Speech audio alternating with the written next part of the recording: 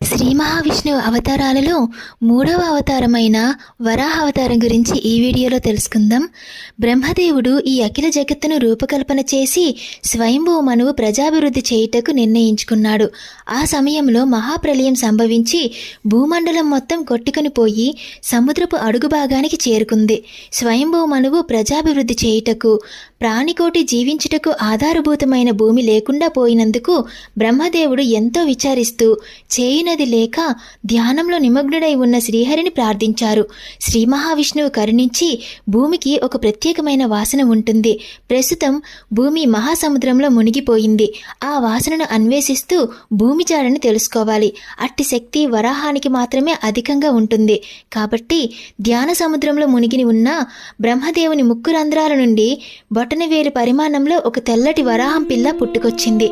అది తెల్లటి కాంతితో అలరారుతున్నది. మరీచుడు మొదలైన మునిపుంగవులు చూస్తుండగానే ఆకాశానికి ఎగిరిపోయి క్షణంలో ఏనుగంత పరిమాణం పెరిగి చూసేవారికి అద్భుతాశ్చర్యాలను కలిగించింది.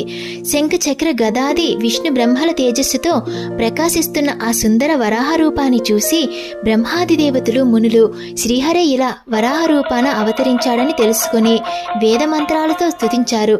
సమస్త జీవకోటికి ఆధారభూతమైన భూమి సముద్రంలో మునిగిపోవటం చూసి దానిని పైకి తేవటానికి శ్రీహరి ఈ అవతారం ఎత్తాడు అని బ్రహ్మాది దేవతలు కొనియాడారు.